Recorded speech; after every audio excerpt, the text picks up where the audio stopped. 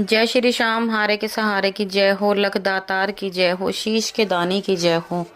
दोस्तों, उम्मीद करती हूँ श्याम बाबा के आशीर्वाद से, श्याम बाबा की कृपा से आप और आपका परिवार कुशल मंगल होगा। श्याम बाबा की कृपा सदैव अपने भक्तों पर ऐसे ही बनी रहे। सदा अपने भक्तों पर बाबा श्याम अपनी कृपा बनाकर रखें।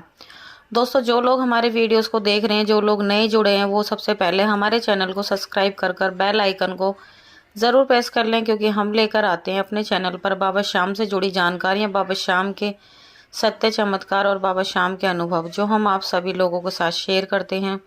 और जितना हो सके हमारे वीडियोस को ज़्यादा से ज़्यादा शेयर करें, ताकि और भी लोग बाबा श्याम से जुड़ सकें, श्याम बाबा की कृपा पा सके, बाबा श्याम के कृपा के पात्र बन सकें, ताकि उनके भी दुख संकट बाबा श्याम दूर कर सकें। तो चलिए ज़्यादा देर ना करते हुए वीडियो को आगे बढ़ाते हैं। वीडियो आगे बढ़ाने से पहले सभी भक्तों को जय श्री श्याम। दोस्तों, जो आज की कहानी है वो मध्य प्रदेश के रहने वाले विपिन जी की कहानी है।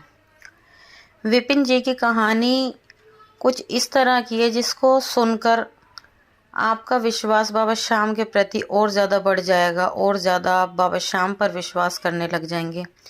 कहानी को अंत तक ज़रूर सुने। जो भी श्याम प्रेमी है, जो बाबा श्याम को सच्चे दिल से मानते हैं, श्याम बाबा के सच्चे भक्त हैं, वो कहानी को अंत तक ज़रूर सुने।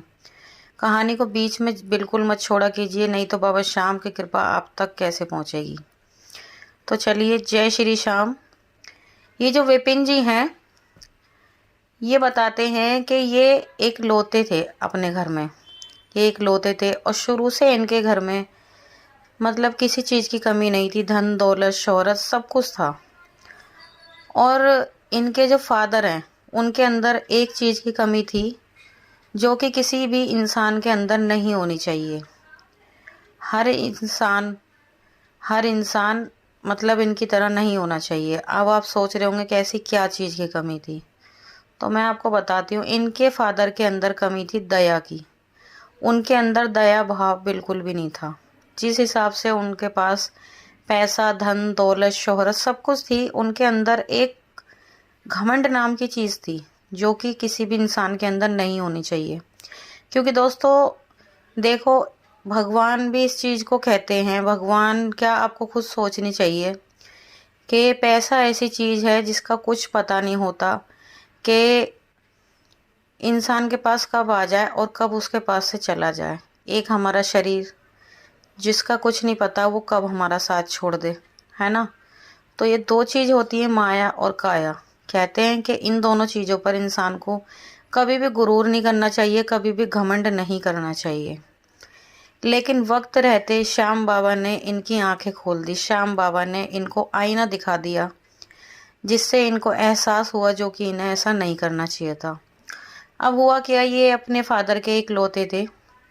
इनके फादर ने इनकी शादी करी। शादी बहुत अच्छे से धूमधाम से बढ़िया तरीके से इनकी शादी वादी हुई। इनका अपना खुद का भी एक पर्सनल, इन्होंने अलग से कपड़ों का व्यापार खोल रखा था। तो इनकी फादर की इन्हीं हरकतों की वजह से इनके घर में कुछ ना कुछ, किसी ना किसी बात को लेकर कलेश रहता था। क्योंकि उनके अंदर हर चीज़ का मतलब एटीट्यूड था। ऐसा नहीं कि बाहर वालों के लिए, वो घर में भी इस चीज़ को जताया करते थे। हर चीज़ पे रोक टोक, ये नहीं लाना वो नहीं करना। तो ये भी अपने फादर की इस चीज़ से बहुत ज़्यादा परेशान थे। तो ये शादी के बाद अपने फादर से अलग हो गए। इन्होंने अपना खुद का व्यापार खोला, जो कि कपड़ों का इनका व्यापार था। इनका व्यापार बहुत अच्छा चल रहा था, बहुत ही ठीक ठाक चल रहा था। पर वो कहते हैं ना कहीं माँ बापों का असर बच्चों पर पड़ता ही पड़ता है। चाहे माँ बाप कितना भी चाह लें, पर वो होता है ना, वो कहते हैं ना कि माँ बाप जो संस्कार अपने बच्चों को देंगे, वो संस्कार उनके बच्चों में ज़रूर आते हैं। और ना अगर वो नहीं भी देंगे तो भी माँ बापों का असर अपने बच्चे पर जाता ही है। तो कहीं ना कहीं विपिन जी के अंदर भी अपने फादर का असर था। तो उनका भी क्योंकि व्यापार काफ़ी ज़्यादा अच्छा चल रहा था, काफ़ी ज़्यादा बढ़िया चल रहा था, सब कुछ अच्छा चल रहा था। अब होता क्या है कि उनके यहाँ पर एक दिन उनकी शॉप पर एक गरीब व्यक्ति आता है, जो कि कुछ खाने के लिए मांगता है। अब वही उनके अंदर उनके फादर वाला असर, तो उन्होंने उस गरीब व्यक्ति को खाने के लिए ना तो उसे पैसे दिए, ना ही उसको कुछ खाने के लिए दिया, और उसको बहुत ही बुरी तरीके से अपनी शॉप से उन्होंने बेइज्जत करके भगा दिया। अब अब होता क्या है, यहीं से उनका बुरा वक्त स्टार्ट हो जाता है, बुरा समय शुरू हो जाता है। उनकी दुकान में एक लड़का काम करता है जो कि श्याम बाबा को बहुत ज़्यादा मानता है, श्याम बाबा पर बहुत ज़्यादा विश्वास करता है। तो वो कहने लगा कि सेठ जी, आपको ऐसा नहीं करना चाहिए, आपने एक गरीब व्यक्ति के साथ ऐसा किया, आपको ऐसा नहीं करना चाहिए, बहुत ज़्यादा आपने गलत किया। तो वो उसके ऊपर भी, अपने वर्कर के ऊपर जो उनकी दुकान में काम करता था, उस पर भी बरस पड़े, उसको भी बोला, बुरा भला बोला और कहा तेरे को भी क्या काम से निकालूं। अब उसको ये बात अच्छी नहीं लगी, क्योंकि देखो गलत तो गलत ही होता है। उसने खुद ही कहा कि कोई बात नहीं, जिस दुकान में हम काम कर रहे हैं और हम अपनी मेहनत का ले रहे हैं, वहाँ पर हमारी इज्जत नहीं है, तो वहाँ हमारी कोई जगह नहीं है। उसने खुद ब खुद वहाँ से काम छोड़ दिया। काम छोड़ने के बाद उस लड़के ने, वो बाबा श्याम को इतना ज़्यादा मानता था, उसने कहा कि बाबा श्याम, इन्होंने मेरी इस तरह से बेइज्जती करी है, इस बेइज्जती का आपको बदला ज़रूर लेना होगा, इनको ज़रूर जताना होगा, क्योंकि मैं नहीं चाहता आज जो इन्होंने मेरे साथ या उस व्यक्ति के साथ किया है, किसी और के भी साथ ऐसा ये ना करें। तो देखो, उसने शायद कुछ सही कहा और बाबा ने उसकी सुनी, तो उसने काम तो वहाँ से छोड़ दिया। अब होता क्या है, उनकी शादी को 2 साल बीत गए होते हैं, उनके कोई बच्चा तो होता नहीं है, और 2 साल बाद उनके एक बेटा पैदा होता है। बेटा पैदा होता है, घर में बहुत ज़्यादा खुशियाँ हो जाती हैं। और उनके बेटे को, आप यकीन नहीं करोगे, उनका बेटा एक हाथ और एक पैर से पैरालाइज होता है। जब से वो पैदा होता है तब से ही वो पैरालाइज हुआ होता है, और वो बहुत ज़्यादा दुखी होते हैं, बहुत ज़्यादा परेशान। अपने बच्चे को कई जगह, कई अस्पतालों में, हर जगह वो दिखाते हैं जहाँ से कहीं भी से भी पॉसिबल हो सके, पर उनके बेटे का कोई ट्रीटमेंट नहीं होता। देखते देखते देखते देखते उनका बेटा 19 साल का हो जाता है। 19 साल का हो जाता है, पर वैसे वो ठीक है, बोलता भी है, चलता भी, पर उसका एक हाथ और एक पैर थोड़ा कम काम करता है। तो वो बहुत ज़्यादा, इतने ज़्यादा परेशान रहते हैं, बहुत ज़्यादा परेशान अपने बेटे को लेकर, और उनको समझ नहीं आता कि वो क्या करें। कोई नहीं, पर वो फिर भी अपना चलता रहता है। और होता क्या है कि वो जैसे अपने बेटे का ट्रीटमेंट वगैरह कराते हैं, इलाज के चक्कर में अपने बेटे को लेकर इतना ज़्यादा उनका पैसा वो लग जाता है इलाज में, कि उनका सब पैसा अपने बेटे की बीमारी में लग जाता है, और उनका सब कुछ ख़त्म हो जाता है, उनका व्यापार वगैरह सब कुछ ठप हो जाता है, और उधर उनके फादर का भी सब कुछ एकदम से बर्बाद होता चला जाता है। एकदम से ऐसा होता है, पता नहीं, जैसे एक घुन लग जाता है ना, वो सब कुछ ख़त्म कर देता है।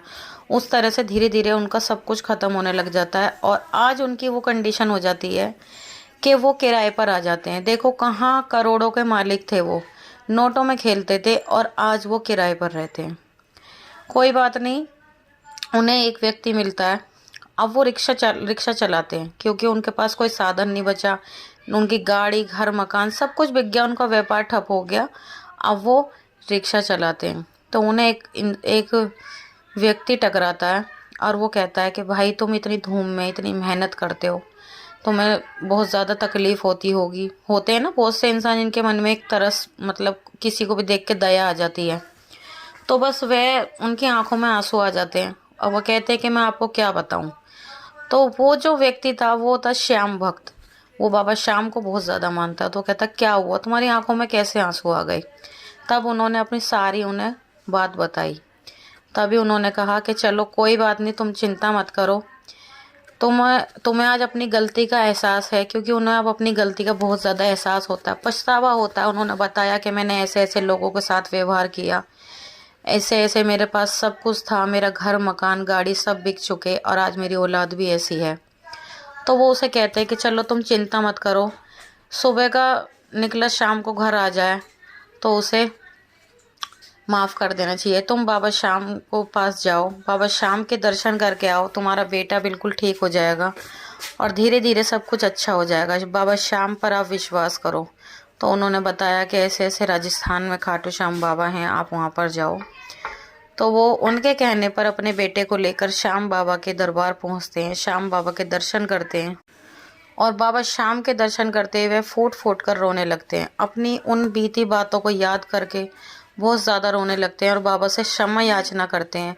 बाबा से कहते हैं, बाबा मुझे क्षमा कर दीजिए, जो कुछ मैंने करा मुझे मेरी गलती की सज़ा मिल चुकी है और आज मैं आपसे हाथ जोड़ के विनती करता हूँ, मेरे को क्षमा कर दीजिए, मैं कभी किसी के साथ ऐसा गलत व्यवहार नहीं करूँगा। बाबा श्याम से वो बहुत ज़्यादा गलती मानते हैं, बाबा श्याम से क्षमा याचना करते हैं और वो वहाँ से वापस घर लौट आते हैं। उन्हें आज अपनी गलती का इतना ज़्यादा एहसास है। वो कहते हैं कि मैं अगर इस चीज़ को इस गलत फहमी में ना जीता, मेरे पास सब कुछ था पर मैंने बहुत ज़्यादा घमंड किया, मैंने लोगों का दिल दुखाया, जो कि मुझे नहीं करना चाहिए था। आज श्याम बाबा ने मेरी आंखें खोल दी। फिर क्या होता है, जब वो वहाँ से बाबा श्याम के दर्शन करके लौट आते हैं, जो लड़का उनके यहाँ पर काम किया करता था, उनकी शॉप पर काम किया करता था, एक दिन अचानक से वो मिल जाता है। जब वो रिक्शा चला रहे होते हैं, जब भी वो लड़का भी मिलता है तो कहते हैं, सेठ जी आप कैसे रिक्शा चला रहे हो? तो जब भी वो उसे देखता है और पहचान जाता है और हाथ जोड़कर माफ़ी मांगने लग जाता है कि बेटा मुझे माफ़ कर दे, मैंने तेरे साथ बहुत बुरा करा, मैंने तेरे को बहुत ज़्यादा अपशब्द बोले जो कि मुझे नहीं बोलने चाहिए थे, तूने सही कहा था, मुझे किसी का दिल नहीं दुखाना चाहिए था।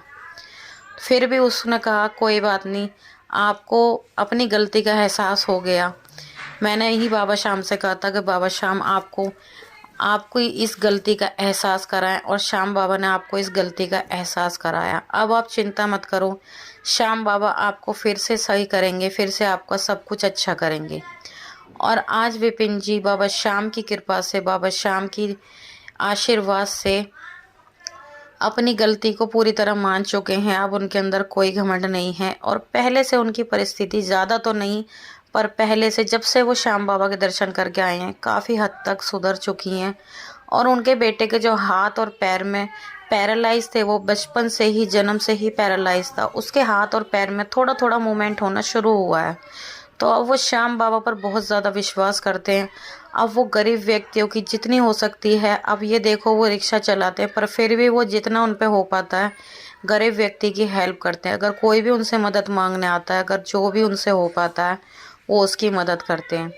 तो दोस्तों आज की सत्य कहानी यहीं पर समाप्त होती है। कैसी लगी कमेंट करके ज़रूर बताना और कमेंट बॉक्स में जय श्री श्याम लिखना बिल्कुल ना भूलें। दोस्तों जाते जाते आपसे एक बात ज़रूर कहना चाहूँगी, देखो किसी भी व्यक्ति के पास, जिसके भी पास धन दौलत शोहरत हो, सब कुछ हो, कभी भी ये चीज़ अपने दिमाग में मत रखना कि भाई आपके पास ही सब कुछ है, बाकी दुनिया बेकार है। कभी अपने अंदर घमंड मत आने देना, क्योंकि घमंड बहुत बुरी चीज़ है।